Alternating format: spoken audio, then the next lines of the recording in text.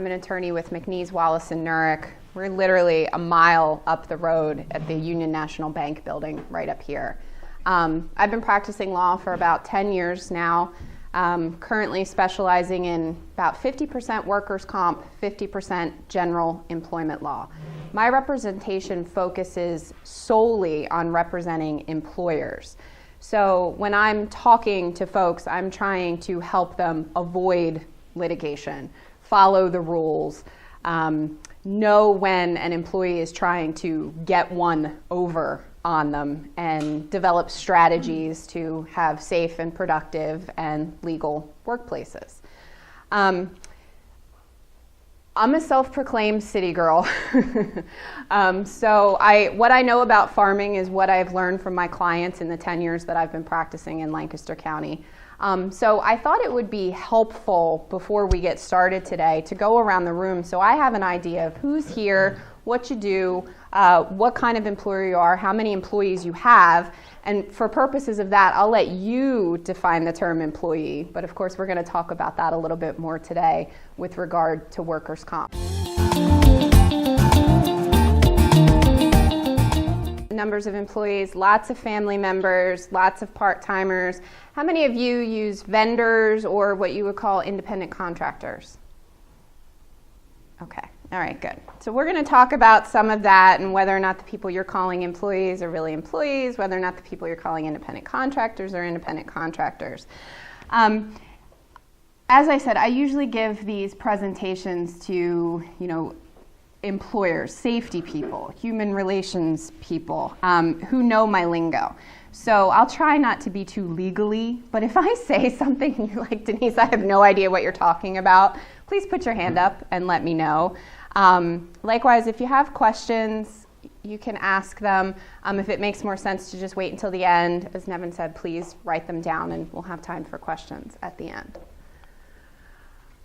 So first and foremost, what is workers' compensation? Well, it's a statute in Pennsylvania, meaning that the legislature decided that this was important enough to put down in writing and make it a statute. And it provides benefits for injured workers, for people who are injured on the job. The key thing about workers' comp is that it tries to achieve the goals of the employer and the goals of the employees. It tries to achieve a goal of a safe workforce, tries to achieve the goal of making sure that employees get prompt compensation for their time away from work and their injuries and their treatment, and it tries to achieve the goal of reducing costs for employers. Now, why is that? Well, if you get into a car accident with someone and you have to sue them because you've been injured, it takes a really long time to get through that lawsuit process. Years sometimes before you ever see a dime. Okay, so if you have an injured worker who is injured wherever they may work, and they've got lost wages and they need to have their medical bills paid, public policy says we don't want them having to wait years and years to get that money. So we have a no-fault scheme of workers' comp where if you're at work and you're injured, you get benefits, and it starts just like that, basically within 21 days of the injury. For you, for employers, the benefit to you is that the damages are limited. What do I mean by that? Well, again, going back to the car accident example, if you're injured in a car accident, you get benefits or damages for any time you can't work. You get medical benefits, but you also get what are called non-economic damages. Damages for pain and suffering. Basically monetary numbers that are made up to try to make you whole for the suffering that you've sustained in that car accident. There is no non-economic damages in workers' comp. There's no pain and suffering. There's no punitive damages.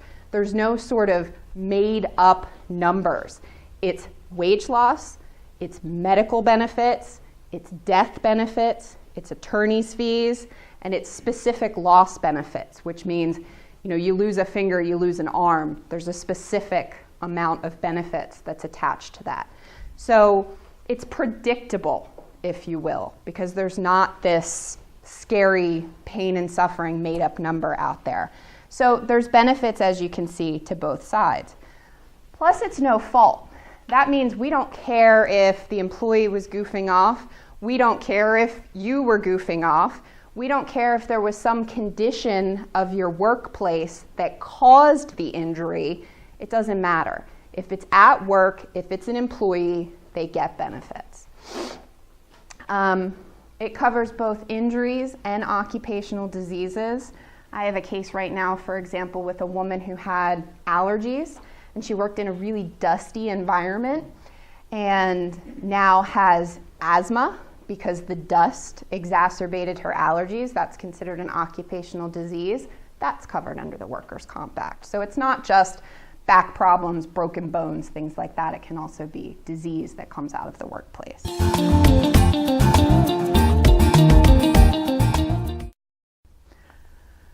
So in order for an employee to get benefits, they must meet 5 elements. And we're going to go through each of these because it's important for you to understand them. But basically, there must be an injury to an employee which arises out of the employment, which is sustained in the course and scope of employment, and which results in disability or death. So first, injury. That's kind of the easiest. It can be a physical injury. It can be a mental injury.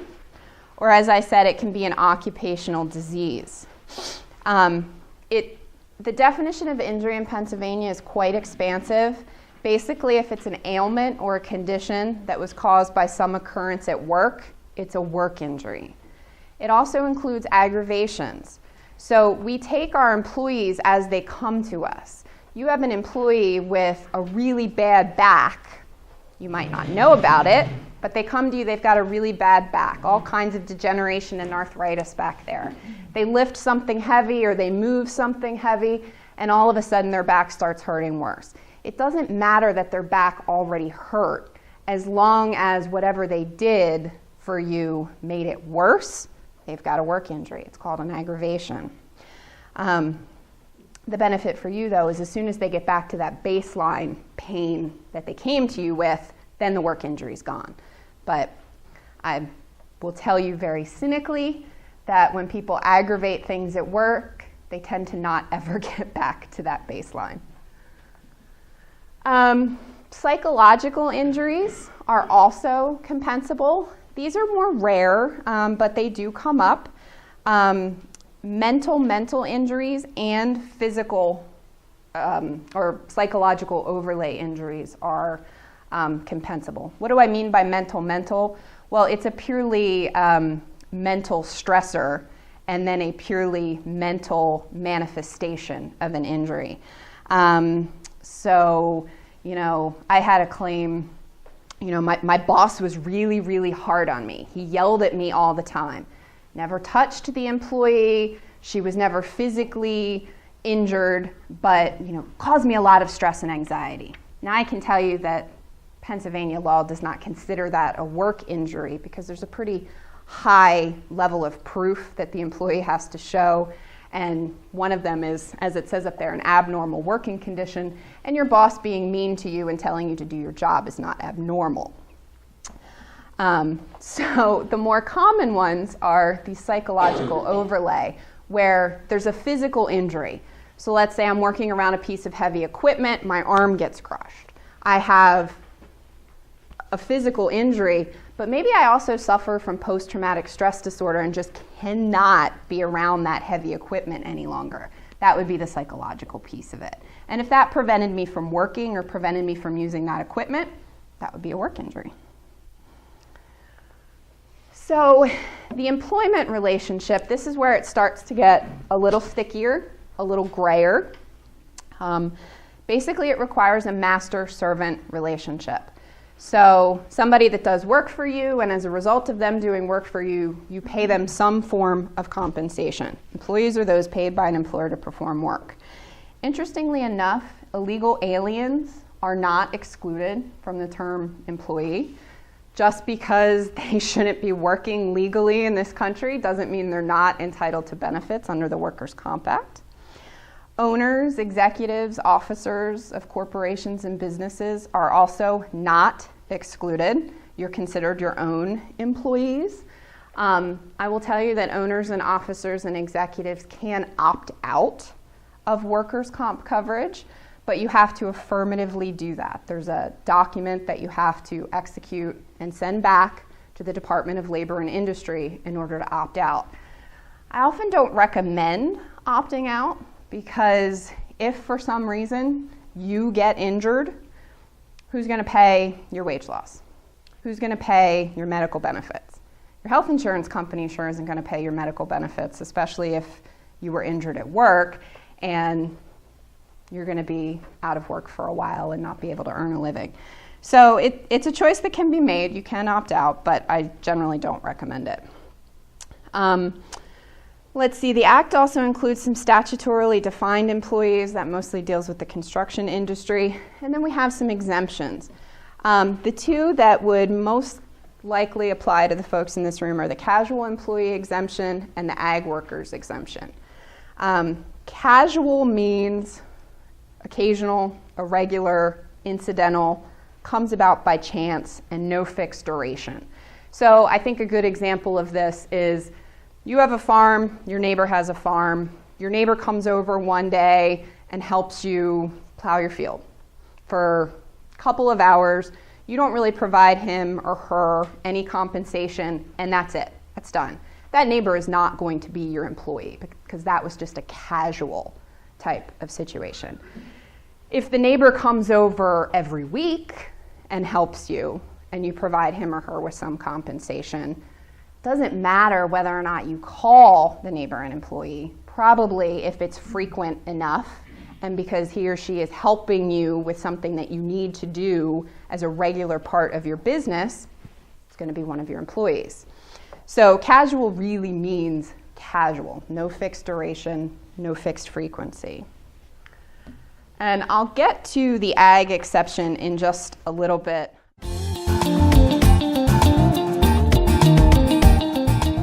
But let's start first with independent contractors. A true independent contractor is not an employee. You are not technically liable for injuries under workers' comp, for injuries that they sustain while they're on your premises. You might be liable under other theories of liability, but not under workers' comp. So what you want to do, though, is you want to make sure two things. One, if it's a true independent contractor, that they have workers' comp coverage from someone else, particularly either themselves if they're self-employed or from their business that you're getting them from. And two, that they're a true independent contractor. So how do you know, right? It's a purely legal test. The judge decides. You all can have agreements, written agreements with folks, and that's helpful, but unfortunately it's not the end-all be-all of the test. It's a very fact-specific test. Certainly having an agreement helps. If the person has or is covered by workers' comp insurance elsewhere, that will help show that they're a true independent contractor. If they get to come and do the job however and whenever they choose, as opposed to you choosing, that's going to lean towards them being an independent contractor. But if they come on to your farm, your facility, and you say, okay, today I need you to do X, Y, and Z. I need you to get it done within 4 hours. And then I need you to come back tomorrow, and these are the tasks you're going to do. And you're checking up on them, and you're making sure that they're doing the job the way you want, in a timely manner, exactly what you want. You've got control over that person. And control makes you an employer and stops them from being an independent contractor. So I would caution you, if you have folks coming on to your facilities, to your sites, to your farms, that you say are independent contractors, that you truly let them be independent. They should also have some specialized skill. So for example, it shouldn't be something that you are doing, for example, on your dairy farm day in and day out that is essential to the running of a dairy farm. It should be something specialized, something extra, something ancillary that you need specialization to bring on to help you with. Okay.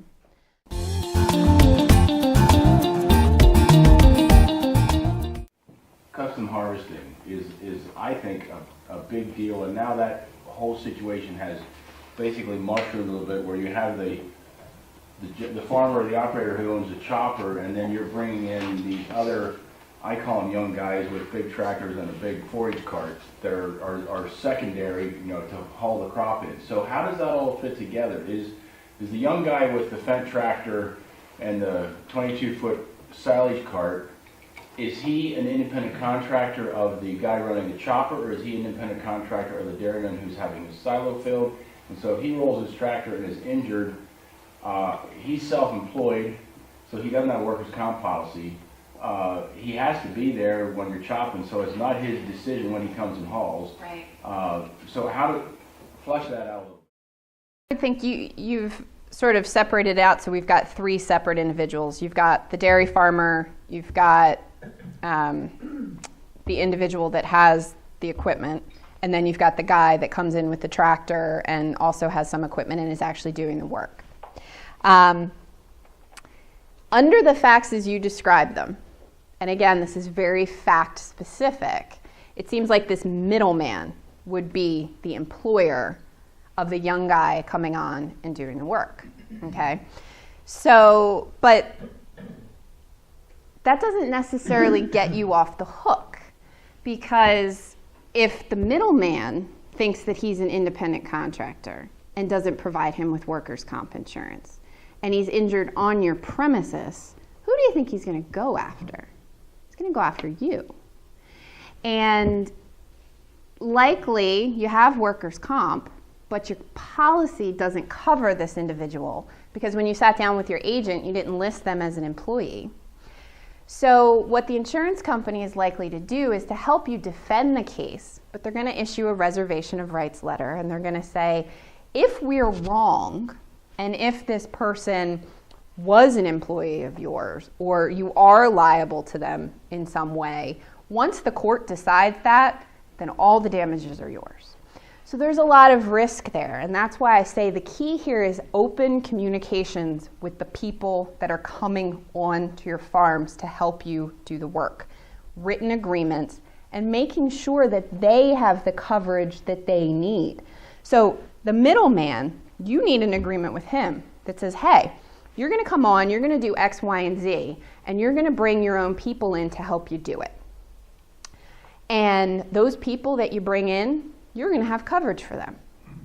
Now, I would also strongly suggest that you have them show you a copy of the policy, because them saying and having are sometimes two different things. So it's tough for me to sit here and say with any certainty, yes, no, employee, not employee. Like I said, you just have to know the factors. And it would seem to me in that particular situation that you would have the middleman would be your vendor or your independent contractor, and then the guy coming on to do the work would be his employee. But does it matter who's paying the bill? Because often these independent truckers will send the bill to the farmer, not to the guy that's doing the chopping. No, it doesn't really matter. The key with regard to payment of wages and how these folks are compensated is there any risk of profit or loss to them? Okay, that's from a financial perspective, that's what the courts are going to look at. If it's, I'm going to pay you by the hour, then there's really no risk, and that leans more towards employment. If it's, I'm going to pay you this amount, and if you get it done really fast, you're going to make a profit. But if it takes you a really long time, we don't care why it takes you a really long time, whether it be weather, whether it be some condition of the property, whether your equipment breaks down, etc., then you're going to sustain a loss. That speaks more towards an independent contractor. So I think I hit all of that. Like I said, it's really, a lot of times it's tough to predict. This is when you're sitting down to talk about your policy and to talk about your coverages, or to expand your policy or your coverages, you have to have really detailed discussions with your insurance agent.